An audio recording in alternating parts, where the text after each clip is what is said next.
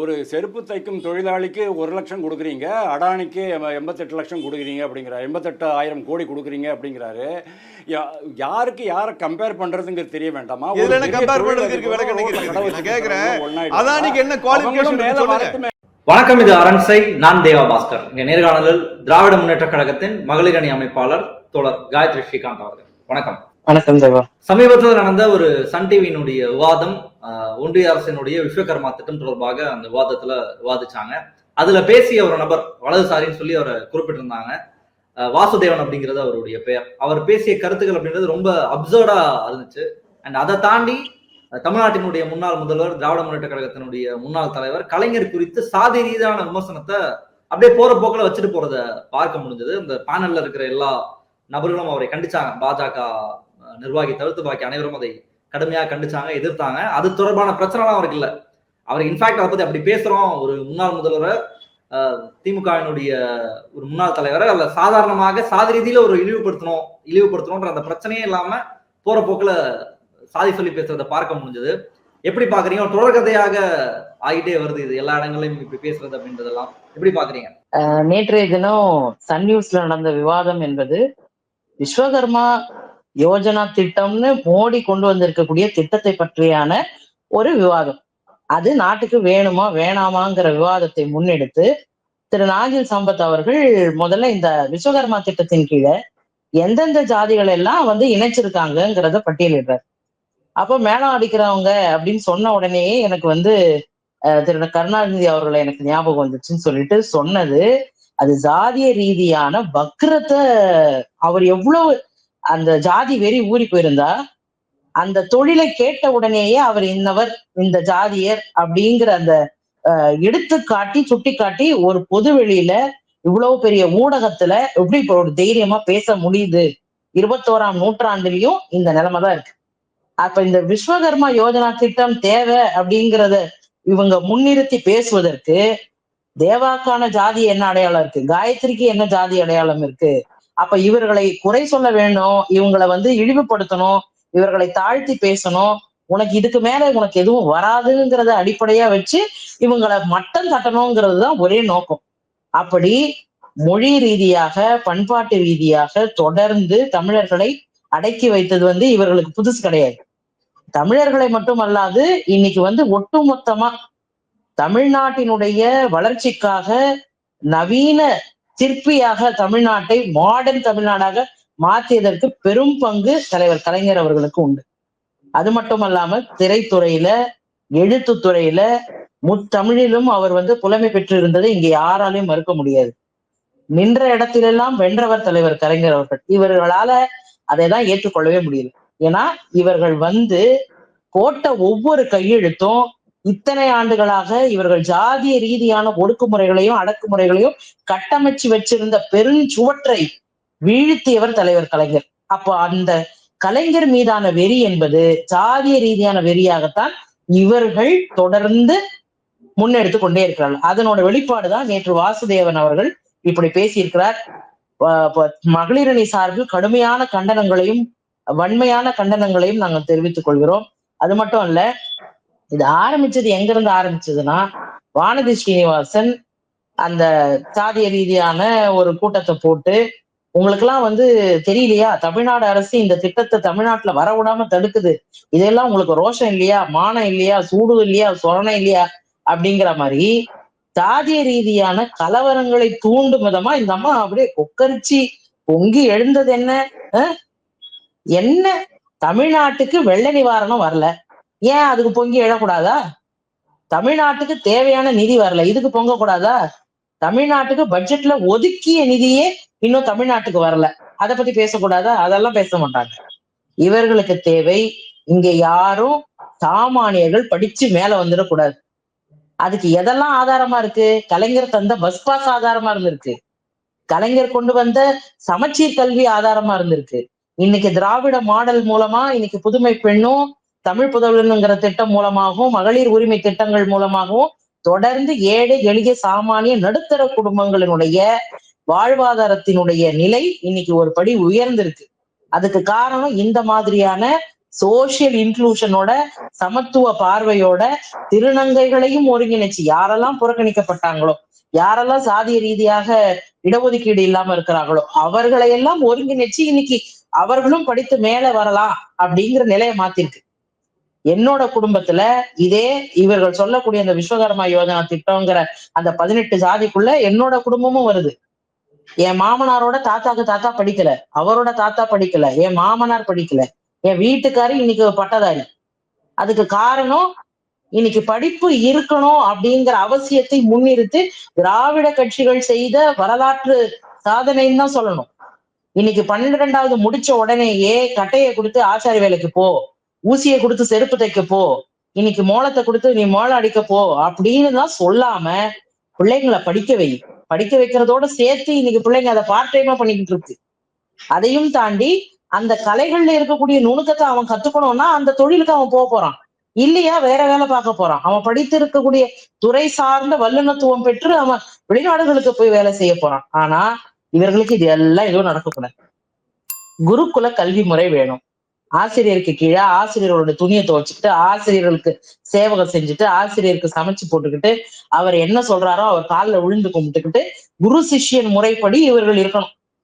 இவர் கட்ட விரல கேட்டா கூட காணிக்கையா கொடுத்துடணும். அந்த புத்தியும் அந்த மென்டாலிட்டியோட தான் இந்த விஸ்வகர்மா யோஜனா திட்டம் கொண்டு வரப்பட்டிருக்கு. இதைத்தான் மறைமுகமாகவும் நேரடியாகவும் தேசிய கல்விக் கொள்கை என்ற பேர்ல 5ஆம் கிளாஸ், 8ஆம் கிளாஸ், 9ஆம் கிளாஸ், 10, 11, 12 இத்தனை வகுப்புகளுக்கும் எதுக்கு பொது தேர்வு? ஒரு கிளாஸ்ல இந்த அரையாண்டுக்கே ஒரு புள்ள ஃபெயில் ஆகுதுன்னா அடுத்த வாட்டி நம்ம பாஸ் ஆகுமா ஃபெயில் ஆகுமாங்கிற பதட்டத்தோடவே அந்த குழந்தை ஒரு மன நெருக்கடியோடவே வளருது. அந்த நிலை மாற வேண்டும் என்பதற்காகத்தான் 8ஆம் கிளாஸ் வரைக்கும் கம்பல்சரி பாஸ். 8ஆம் கிளாஸ் வரைக்கும் கம்பல்சரி பாஸ்னா அட்லீஸ்ட் அவன் மாணவர்களோட பழகும் பொழுது எழுத படிக்கவாவது தெரிஞ்சுக்குவான், ஒரு ஃபார்ம் ஃபில்அப் பண்ணவாவது தெரிஞ்சுக்குவான், பொது அறிவியாவது வளர்த்துக்குவான். அவனை 8வது வரைக்கும் எப்படியாவது ஸ்கூலுக்கு வர வச்சிடணுங்கிறதுதான் காலை உணவு திட்டம், மதிய உணவு திட்டம்லாம் கொண்டு வரப்பட்டுச்சு. சோறு போட்டாலாவது பிள்ளைங்க ஸ்கூலுக்கு வருவாங்களான்னு. அன்னைக்கு பெண் பிள்ளைகளுக்கு படிப்பே கிடையாது. அந்த 5ஆம் கிளாஸ் 8ஆம் கிளாஸோட பிள்ளைகள் படிச்சு மேல வரணுங்கிறதுக்காக 5வது வரைக்கும் படிச்சீங்கன்னா திருமண உதவித்தொகை, அப்பெல்லாம் 13 வயசுலயே கல்யாணம் பண்ணாங்க. அடுத்து 8வது வரைக்கும் படிச்சீங்கன்னா திருமண உதவித்தொகை, அது வரைக்கும் மேல ஏத்துனாங்க. அடுத்து பணத்தையும் உயர்த்தினாங்க. 12வது வரைக்கும் படிச்சீங்கன்னா, டிகிரி வரைக்கும் படிச்சீங்கன்னா 50,000 வரைக்கும் பணம் கொடுக்கப்பட்டது முன்னாடி தாலிக்கு தங்கங்கிற திட்டத்துல. ஆனா இன்னைக்கு திராவிட மாடல் அரசு அதற்கு பதிலாக இன்னைக்கு புதுமை பெண் திட்டம், தமிழ் புதல்வன்கிற திட்டத்தை எல்லாம் கொண்டு வந்து மாணவியர்களுக்கு பயன்பெறும் திட்டமாக இன்னைக்கு மாறி இருக்கு. அந்த ஐடியாலஜியும் விஷனும் மாறி இருக்கு. ஆனா எதுல இருந்து நான் விடுபட்டு உடை தெரிந்து என்னுடைய என்டையர் தலைமுறையுமே இன்னைக்கு நிமிர்வதற்கான ஒரு கல்வி முறைய இன்னைக்கு இந்த திராவிடம் ஏற்படுத்தி இருக்கிறதோ அதை உடைத்து விட்டு நீ மீண்டும் உன் தாத்தா என்ன தொழில் செஞ்சார், உன் அப்பா என்ன தொழில் செஞ்சார், அந்த குல கல்வி முறைய இவங்க கொண்டு வந்து திணிக்கிறது தான் இந்த விஸ்வகர்மா யோஜனா திட்டம். அதுதான் குல கல்வி முறையினுடைய 2.0. ராஜாஜி 1950கள்ல எதை திணித்து இன்னைக்கு குலக்கல்வி முறை வேண்டும் என்று திணித்து பேசினாரோ இன்னைக்கு அதையே தான் மோடி அவர்கள் வேறு மொழியில் பேசுகிறார். அதையே தான் வானதி ஸ்ரீனிவாசன் காவடி தூக்கிட்டு இன்னைக்கு தமிழ்நாட்டுல கொக்கரிச்சுட்டு திரிகிறதுக்கான காரணமும் அதுதான். ஏன்னா இன்னைக்கு எளிமையா 12வது படிச்ச மாணவர்கள் அந்த +2 மார்க் வச்சு மெரிட்ல போய் டிகிரி சேர்ந்தாங்க, மெரிட்ல போய் என்ஜினியரிங் சேர்ந்தாங்க. இன்னைக்கு அதையுமே உடைச்சு JEE, IITக்கு எக்ஸாம், IIMக்கு எக்ஸாம், நீட்டுக்கு எக்ஸாம், கியூட்டு ஒரு எக்ஸாம் வச்சு சென்ட்ரல் யூனிவர்சிட்டியில பிகாம், BSc இது போன்ற தேர்வு, இது போன்ற படிப்புகளுக்கும் நுழைவுத் தேர்வு வந்துட்டுது. அப்படிங்கிறத பார்க்கும்போது பேசிக்கா என் பேருக்கு பின்னாடி இருக்கிற எம்காம் MA கூட இன்னைக்கு அந்த நுழைவுத் தேர்வு வச்சிருந்தாங்கன்னா நம்ம இத்தனை பட்டதாரிகள் இன்னைக்கு இருப்பாங்களாங்கிறதே தெரியாது. அப்ப தொடர்ந்து நீ ஃபெயிலு, இது ஃபெயிலு, இது ஃபெயிலு, இது ஃபெயிலு, 5ஆம் கிளாஸ் ஃபெயிலு, 8ஆம் கிளாஸ் ஃபெயிலு, 9ஆம் கிளாஸ் ஃபெயில். அவனே ஒரு கட்டத்துல என்ன சொல்லுவான், நம்ம அப்பா கிட்டயே போய் அப்பா எனக்கு படிப்பு வரல, என்னை எங்க வேலைக்கு சேர்த்து விடு, நான் வேலைக்கே போறேன். நீ எந்த வேலைக்கு தான் போற, இருக்கிற நம்ம வேலையை பாரு. ஒரு பக்கம் விஸ்வகர்மா திட்டம் ஒரு திட்டத்தை கொண்டு வந்து அதற்கு நாங்க ஊக்கப்படுத்துவோம், உங்களுடைய தொழிலை செய்வதற்கு நாங்க ஊக்கப்படுத்துவோம் சொல்றதும், இன்னொரு பக்கம் நீங்க சொன்ன இந்த எக்ஸாம்ஸ் எல்லாமே IITல இருந்து கியூட்ல இருந்து நீட்ல இருந்து வர எல்லா எக்ஸாம்ஸையும் நம்ம எடுத்துக்கலாம். ஒரு டிகிரிக்கும் நம்ம உள்ள போறதுக்கு இன்னைக்கு ரெண்டுத்துக்குமே சம்பந்தம் இருக்கு. ரத்தமும் சதைக்குமான இருக்கக்கூடிய சம்பந்தம் இந்த நுழைவுத் தேர்வுகளுக்கும் இந்த குலக்கல்வி முறையை கொண்டு வரக்கூடிய விஸ்வகர்மா யோஜனா திட்டத்துக்கும் இருக்கு. காரணம் என்னன்னா 18 வயசுல இந்த பயிற்சி எடுத்துக்கணும்னு சொல்றாங்க. 18 வயசுலன்னா என்ன படிச்சிருப்போம் நம்ம? 16 வயசுல அவன் வந்து +2 முடிக்கிறான்னு வச்சுக்கோங்க. காலேஜ் ஃபர்ஸ்ட் இயர் 17 வயசுல போறான். அப்போ செகண்ட் இயர் படிக்க போற வயசுல நீ வந்து குலக்கல்வி முறைக்கு நான் ட்ரைனிங் கொடுக்குறேன், 1 லட்சம் லோன் கொடுக்குறேன், 2 லட்சம் லோன் கொடுக்குறேன், நீ இதை 30 மாசத்துல கட்டிக்கலாம், தினந்தோறும் நீ பயிற்சிக்கு வந்தீங்கன்னா 500 ரூபாய், இவ்வளவு பணத்தை எல்லாம் நான் கொடுத்து நான் உனக்கு ட்ரைனிங் கொடுத்து அதுக்கப்புறமா உனக்கு தொழில் தொடங்குவதற்கான அனைத்து மார்க்கெட்டிங் டெக்னாலஜிஸையும் நான் சொல்லி கொடுக்குறேங்கிறது எவ்வளவு பெரிய அயோக்கியத்தனமான ஒரு செயல். அப்போ அவன் காலேஜுக்கு போகாம இடைநிற்றல் பண்ணிருக்கணும், இல்ல காலேஜுக்கு போகிறதுக்கே அவனுக்கு வாய்ப்பு இல்லாம இருந்திருக்கணும், இல்ல பள்ளி படிப்புல நான் சொன்ன மாதிரி 5ஆம் கிளாஸ் 8ஆம் கிளாஸ் 9ஆம் கிளாஸ் இந்த மாதிரியான பொது தேர்வுகள், அந்த படிப்புகளுக்கே பொது தேர்வுகளை வச்சு அவங்கள வடிகட்டி இருக்கணும். அப்படி வடிகட்டின பசங்க தான் எனக்கு படிப்பு வரல, பிழைப்பதற்கு வழி தேடும் அப்படிங்கிற வாய்ப்பு வரும்போது இந்த யோஜனா திட்டத்துக்கு கீழே லோனும் கொடுக்கறாங்க, காசும் கொடுக்கறாங்கன்னும் போது நூதனமாக படிப்பதற்கு செல்லக்கூடிய கூட்டத்தை திசை திருப்பி நீங்க வா தொழில் கத்துத்தரன்னு சொல்லக்கூடிய வேலையை பாக்குறது தான் இந்த பிஜேபியோட செயல் திட்டம். இததான் தேசிய கல்விக் கொள்கையில பிலாந்திராபிக் ஃபண்டிங்ல நாங்க வந்து நிறைய பாடத்திட்டங்களை அறிமுகப்படுத்துவோம். தொழிற்கல்விய 8ஆம் கிளாஸ்லயே சொல்லிக் கொடுப்போம். தொழிற்கல்விய எதுக்கு சொல்லிக் கொடுக்கணும்? 14-13 வயசுல எதுக்கு வந்து ஆயுதங்களை வந்து அதாவது ஷார்ப்பான விஷயங்கள், ஒரு ஊசியா இருக்கட்டும், ஒரு தச்சு வேலை செய்யக்கூடியதா இருக்கட்டும், ஏதோ ஒரு விஷயம், அந்த ஷார்ப்பான ஐட்டம்ஸை வந்து குழந்தைகள் கையில கொடுத்து கையாள வைப்பேன் அப்படின்னு சொல்றதெல்லாம் இந்த தேசிய கல்விக் கொள்கையில இருக்கு. அப்ப நாம எதிர்க்க வேண்டியது இந்த தேசிய கல்விக் கொள்கையும் எதிர்க்கிறோம், விஸ்வகர்மா யோஜனா திட்டத்தையும் எதிர்க்கணும். காரணம் என்னன்னா இன்னைக்கு 18 ஜாதிகள்ல இன்னைக்கு விஸ்வகர்மா ஜாதியினை சமூகத்தினை சேர்ந்தவர்கள் எல்லாம் இன்னைக்கு ஒரு போராட்டம் பண்ணியிருக்காங்க. அது எப்படி நீ 18 ஜாதியில இருந்து எங்க 5 சொல்லக்கூடிய ஜாதிகள்ல நீ சேர்ப்ப அப்படிங்கிற முன் வச்சு ஒரு போராட்டம் பண்ணியிருக்காங்க. அப்போ சாதிய ரீதியாக இவர்கள் பிராமணர்களுக்கு அடுத்தபடியாக கருதக்கூடியவர்கள் தான் இந்த விஸ்வகர்மா சமூகத்தினர். இவர்களும் பூணல் போட்டுக்குவாங்க. இவர்கள் மரபிலையும் ஐயர் மாதிரி ஓதக்கூடியவர்கள் எல்லாம் இருக்கிறாங்க, வாத்தியாருன்னு சொல்லுவாங்க, அவர்களும் இருக்கிறாங்க. அப்போ அடுத்தபடியாக இப்ப இவங்க மணிசார் கட்டிக்கு தான் கல்யாணமே பண்ணுவாங்க. அப்படிப்பட்ட பிராமணர்களை பின்பற்றி இவர்களுக்கான ஒரு பழக்க வழக்க முறைகள் எல்லாம் இந்த விஸ்வகர்மா சமூகத்தினர் வச்சிருக்காங்க. அப்ப இது எல்லாத்தையும் இவர்கள் என்ன பண்றாங்கன்னா கலைத்து விட்டு யாரும் நமக்கு பக்கத்துல இருக்க கூடாது, நாம மட்டும்தான் சுப்பீரியர் பவரா இருக்கணும் அப்படிங்கறத அடிப்படையா வச்சுதான் இன்னைக்கு 18 ஜாதிகளையும் ஒன்னா சேர்த்து சமத்துவத்தை கொண்டு வர்ற மாதிரி இவர்கள் மட்டுமே தான் டாப் லெவல்ல இருக்கணும், கீழே இருக்கிற எல்லாரும் சூத்ராஸ் அப்படின்னு சொல்ற வகையில இன்னைக்கு செருப்பு தைக்கிறவங்கல இருந்து எல்லாருக்கும் ஒரே, நான் என்ன சொல்றேன், இளைஞர்களுக்கு படிக்கிற வயசுல நீங்க எதுக்கு இந்த பயிற்சி? ஏற்கனவே அந்த தொழிலை செய்து கொண்டிருப்பவர்களுக்கு ஜிஎஸ்டில வரிச்சலுகை கொடுங்க, அவர்களுக்கு தொழில் முனைவோர்ல வந்து புது பயிற்சிகள் அளித்து இன்னும் என்ன பண்ண முடியும்னு புது லோன்ஸ் கொடுங்க. அதெல்லாம் இவங்க கொடுக்க மாட்டாங்க. இவர்களுக்கு தேவை அது அல்ல. பெரும்பான்மையான கூட்டம் இங்க படிச்சுட்டு இவங்களை கேள்வி கேட்கறத இவர்களால ஏற்றுக்கொள்ள முடியல. எல்லாரும் ஸ்கூலுக்கு போயிட்டா யாரு வெட்டியா அவங்கள பாக்குறது அப்படின்னு ஒரு காமெடி பார்த்திருப்போம், கவுண்டமணியுடைய காமெடி. எக்ஸாக்ட்லி அதுதான் இவர்களோட நோக்கமே. எல்லாரும் படிச்சு வேலைக்கு போயிட்டீங்கன்னா இங்க யாரு காவாளுறது? அதுக்கான சமூகம் தானே இங்க காவாளணும், அதுக்கான சமூகம் தானே இங்க குப்பை அள்ளணும், அதுக்கான சமூகம் தானே இங்க வந்து வெட்டியான் வேலை பார்க்கணும். அப்ப தொடர்ந்து சாதிய ரீதியான ஒரு தொழில் முறைய இன்னைக்கு குடிப்பெருமைன்னு பேசிக்கிட்டு ஆணவ கொலைகளை ஆதரிச்சுக்கிட்டு இவர்களோட சாதிய வக்கரம் என்பது முன்னாள் முதலமைச்சர் அவர் சாதித்து வந்த துறைகளிலெல்லாம் வெற்றி கண்ட ஒரு தலைவரை பார்த்து சாதிய ரீதியாக பேசிவிட முடியும் என்றால் அப்ப இன்னைக்கு சாமானியராக இருக்கக்கூடிய அந்த தொழிலை செய்து கொண்டிருப்பவர்களுக்கு என்ன மாதிரியான சாதிய துன்புறுத்தல்கள் நடக்கும்னு பாருங்க. அப்போ தொடர்ந்து இப்போ ஒரு 100 பேர் ஒரு மண்டபத்துல உட்கார்ந்துருக்காங்கன்னா அவங்க என்ன ஜாதிங்கிறத கண்டுபிடிக்கவே முடியாது. இன்னைக்கு அந்த அளவுக்கு இன்னைக்கு இந்த சாதி என்ன சாதின்னு கேட்ட கூட முடியாத நிலைமைக்குதான் இன்னைக்கு வந்து பொது வெளியில அர்பன் நகரப்புறங்கள்ல வந்து மாறி போயிருக்கு, கிராமப்புறங்கள்ல இன்னும் மாற வேண்டியது இருக்கு. அந்த மாற்றம் நிகழ்ந்து விடாமல் இருப்பதற்கு இவங்க குலதெய்வம் கோயிலுக்குள்ளேயே ஆரிய கடவுள்களை உள்ள புகுத்துறதும் ஆரிய கடவுளுடைய வழிபாட்டு சிலைகளை நிர்வகிக்கிறதும் இந்த ஜோதிடர்கள்லாம் இருக்காங்க இல்லைங்களா, இந்த ஜோசியக்காரங்களை எல்லாம் ஒரு டீமா இருந்து எல்லாம் இஷு ஷா ஜா அது இல்லாம பேரை வைக்கிறது கிடையாது.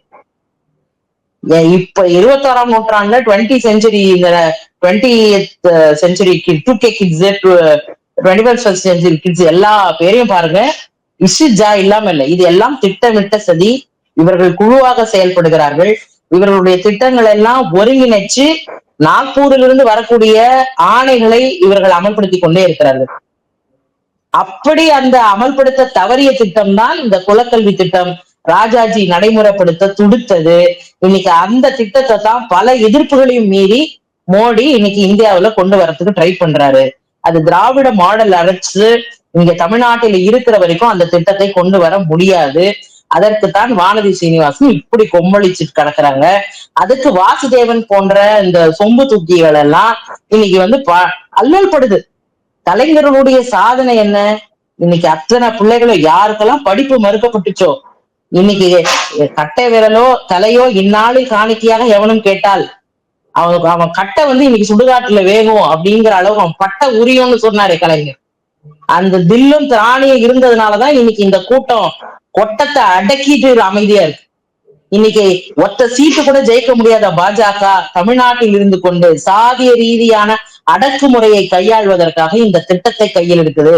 தமிழ்நாட்டு மக்கள் புரிஞ்சுக்கணும், இவர்களுக்கு தக்க பாடம் போகட்டும். கலைஞர் மீதான இந்த சாதி ரீதியான விமர்சனம் அப்படின்றது தொடர்ச்சியா நடந்துட்டே இருக்குன்னு நான் குறிப்பிட்டிருந்தேன். எதை வச்சு நான் சொன்னேன் அப்படின்னா, சமீபத்துல பாட்டாளி மக்கள் கட்சியினுடைய நிறுவனர் ராமதாஸ் அவர்கள் வந்து ஒரு அறிக்கை ஒன்று வெளியிட்டிருந்தார். அவர் 10% இடஒதுக்கீடு சம்பந்தமா தொடர்ச்சியா முயற்சிக்கிறாரு. அந்த விக்கிரவாணி இடைத்தேர்தலின் பொழுது அப்போ ஒரு வார்த்தையை பயன்படுத்துறாரு. மொத்தமாக 10,000 கூட எண்ணிக்கையில் இல்லாத ஒரு சமூகம் வந்து தமிழ்நாட்டை ஆட்சி புரிஞ்சிட்டு இருக்காங்க.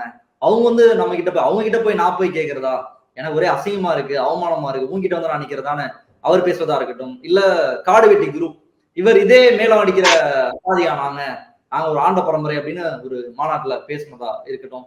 இப்போ நாம் தமிழர் கட்சி அவர்கள் வந்து கலைஞர் குறித்து அந்த பாடல், அதை வந்து ஒரு சாதி ரீதியான ஒரு பாடலை பாடி அது தவறு, சாதி ரீதியிலான வார்த்தை எது அப்படின்னு சொன்ன பிறகும் அந்த கட்சியில் இருந்த தலைமை பொறுப்பாளர்ல இருந்து கடைசி கட்ட ட்விட்டர்ல விளையாடுற தம்பி வரைக்கும் திரும்ப அதே வார்த்தையை பயன்படுத்துறது அப்படின்றதெல்லாம் பார்க்கும். அப்போ இவர் மீது நம்ம ஈஸியா நம்ம பேசிட்டு போயிடலாம், அல்லது இவர் மேல பயன்படுத்துறது அப்படின்றது நமக்கு எந்த பிரச்சனையும் கிடையாதுன்னு தலைவர்கள் தொடங்கி பல அரசியல் கட்சி தலைவர்கள் இல்ல சாதாரண நபர்கள் எல்லாரும் பயன்படுத்துறத என்னவா புரிஞ்சுக்கிறது?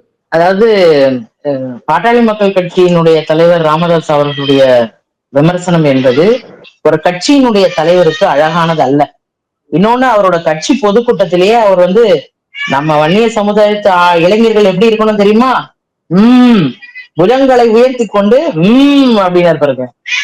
புக் எடுத்து படிடா, ஆண்ட பரம்பரையா வருது, புக் எடுத்து படிடா, படிச்சாதான்டா அறிவு வளரும், நம்ம சமுதாயம் வளரணுங்கிற அந்த அறிவே இல்லாம, பேசிக் சென்ஸ் இல்லாம இன்னைக்கு ஒட்டுமொத்த இளைஞர்களையும் தவறான திசையில வழிகாட்டக்கூடிய வேலைய இன்னைக்கு ராமதாஸ்ல இருந்து சீமான்ல இருந்து செய்து கொண்டிருக்கிறார்கள். அதைதான் மக்கள் பார்த்து கொண்டிருக்கிறார்கள். இவர்களுடைய எந்த ஒரு சொல்லும், நம்மளை ஏளனமா பேசக்கூடிய எந்த ஒரு சொல்லும் எங்களை ஒருபோதும் ஒன்றும் செய்யாது. மதிவதனி அவர்கள் இடஒதுக்கீட்டை பற்றி பேசும்போது அர்ஜுன் சம்பத் பேசிக்கிட்டு அடிக்க வர்ற மாதிரி வர்றதும், செருப்பு தூக்கி ஓங்கி வீசினதும், இதெல்லாம் எதை குறிக்கிறது? என்னை நோக்கி நீ பேசக்கூடிய சொல்லாடல் மக்களுக்கு புரிந்துவிடக் கூடாது. அதே மாதிரி ஒரு விவாதம் ஆரோக்கியமா போயிட்டு இருக்கும், அந்த விவாதத்தினுடைய கருப்பொருளை எடுத்து விளக்கி சொல்லி கொண்டிருக்கிற நேரத்தில் இந்த சங்கிகள் வந்து உள்ள பூந்து குழப்பத்தை பின் பண்ணி அவங்க என்ன பேசுறாங்கிறத வெளியில சொல்ல மாட்டாங்க. அதுதான் இவர்களுடைய நோக்கம். ராமதாஸ்ல இருந்து சீமான்ல இருந்து தம்பிகள்ல இருந்து சங்கிகள்ல வரைக்கும் தொடர்ந்து திராவிடத்தை பார்த்து கதறிக்கொண்டே இருப்பதற்கான காரணம், இவர்கள் மக்களிடையே தெளிவை ஏற்படுத்தி கொண்டிருக்கிறார்கள். மதிவதனை சரியா சொன்னாங்க, நாங்கள் புத்தகத்தை வைத்து அரசியல் செய்கிறோம், நீங்கள் செருப்பை வைத்தும் ஜாதியை வைத்தும் அரசியல் செய்து கொண்டிருக்கிறார்கள். அதை ஒருபோதும் தமிழ்நாட்டில் நடக்காது. ஒத்த சீட்டு கூட ஜெயிக்க துப்பில்லாத கட்சி தான் பாஜகன்னு ஒரே அடி, அதுல முடிஞ்சு போச்சு இவங்க கதை. இந்த எம்பி தேர்தல் 40க்கும் நாங்க ஜெயிச்சிருக்கோமே, மக்கள் பெரும்பான்மையா எங்களுக்கு ஓட்டு போட்டு வாக்கு தந்திருக்காங்களே. அப்ப தொடர்ந்து சாதியை முன்னிறுத்தி இவர்கள் செய்யக்கூடிய அரசியல் என்பது மக்கள் மேடையில் அது தோர்த்து கிடக்கிறது. இவர்கள் முகமூடிகள் எல்லாம் பிழிந்து தொங்குது. இவர்களை நாம அம்பலப்படுத்தணும்னு அவசியம் இல்லை. இவர்கள் பேசக்கூடிய அடிப்படையற்ற அந்த வார்த்தைகளை அவர்கள் யார் என்பதை அடையாளப்படுத்தும். இல்ல சொல்லுவாரா, புஜங்களை உயர்த்தி சொல்லுவாரா? இந்த வார்த்தை வருமா வாயில? இந்த மாதிரி எல்லாம் ரோட்ல தெரியாதீங்கடா, ஒழுங்கா போங்கடான்னு சொல்லக்கூடிய ஒரு பண்புள்ள ஒரு தலைவராக இருக்க வேண்டியவர் இன்னொருத்தர் மாட்டுக்கறி 2 கிலோ எடுத்துக்கோ, இப்படி போ அப்படி போ, எப்படி போகணும் தெரியுமா, அப்பதான் அவன் தம்பி அப்படிங்கிற மாதிரி சொல்றது. அதுக்குன்னு நம்ம மாட்டுக்கறிக்கு எதிரானவர்கள் கிடையாது. இருந்தாலும் நெறிப்படுத்தி பண்படுத்தி 2 தினங்களுக்கு முன்பாக புத்தக கண்காட்சியை துவக்கி வைத்துவிட்டு திருமதி கனிமொழி MP அவர்களும் புத்தகத்தை வாசிங்க. ஒரு புத்தகத்தை படிக்கும் போது புதிய நீங்க அந்த இடத்துல இருந்தீங்கன்னா உங்களுடைய பார்வை என்னவா இருக்கு, ஒரு பாலிசி மேக்கிங்ல இருக்கும்போது அது பற்றி தெளிவு கிடைக்கும், புரிதல் கிடைக்கும். அதனால புத்தகத்தை நோக்கி போங்க சொல்றாங்க. இதுதான் திராவிடம். புத்தகத்தை நோக்கியும் அறிவை நோக்கியும் அறிவாயுதத்தை ஏந்த வேண்டிய அவசியத்தையும் தெளிவுபடுத்துது திராவிடம். ஆனா நீ படிக்காத, நீ சுத்தி எடு, நீ அறிவாள எடு, நீ நீ வேலையை கத்துக்கோ, செருப்பு தைக்க கத்துக்கோ, காவால கத்துக்கோ, மலமல்ல கத்துக்கோ, என்ன சொல்ல வரீங்க நீங்க? இதுதான் அந்த யோஜனா திட்டத்துல இருக்கு. அதுக்கு லோனை கொடுத்து நீ இதெல்லாம் கத்துக்கோ, நீ வேலைக்கு போக, நீ படிக்கவே போகாத, நீ பள்ளி கல்லூரியே தொடவே கூடாது இவங்களுக்கு.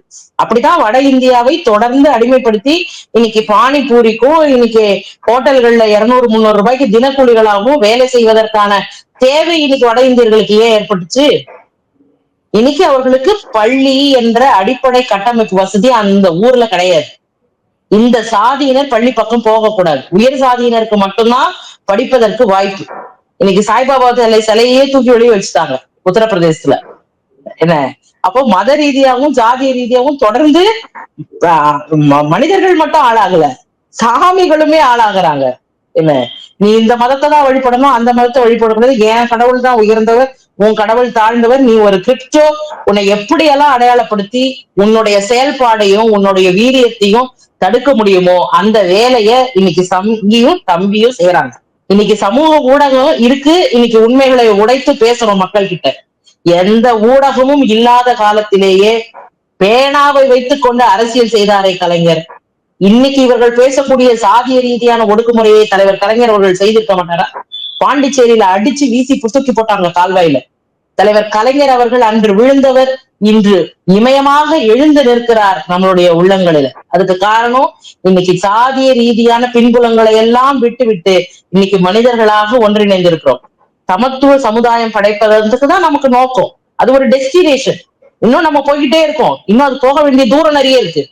அதற்குள்ளாக இன்னைக்கு வைக்கக்கூடிய விமர்சனங்கள் எல்லாம் பாத்தீங்களா, திராவிட மாடல் சமூக நீதினு சொல்றாங்க. இன்னைக்கு புதைக்கிறதுக்கே இடம் விட மாட்டேங்கிறாங்க, இன்னைக்கு பஞ்சாயத்து தலைவரை கொடியேற்ற விட மாட்டேங்கிறாங்க, இதெல்லாம் சொல்றாங்க. இதை நோக்கி நாம போகிறோம். சமத்துவ சமுதாயம் அமைக்கணும்னா அது ஒரு டெஸ்டினேஷன், போற தூரம் நிறைய இருக்கு. அதற்கு அனைவருடைய பங்களிப்புமே தேவை. அதுக்கு இந்த விஸ்வகர்மா யோஜனா திட்டம்னா என்ன, இதை ஏன் இவன் கொண்டு வராங்கிற அடிப்படை புரிதல் வேணும். இன்னைக்கு பேருக்கு நான் சொன்னேன், என் தலைமுறையில எந்த தலைமுறையும் படிக்காதத என் வீட்டுக்கார் படிச்சிருக்காரு. என் அப்பா வழியில எங்க அப்பா படிக்கல, என் பெரியப்பா படிக்கல, அவர்களுக்கு முந்தையவர்களும் படிக்கல. இன்னைக்கு என் பேருக்கு பின்னாடி 2 டிகிரி இருக்கு. அதுக்கு காரணம் கலைஞர் தந்த பஸ் பாஸ்.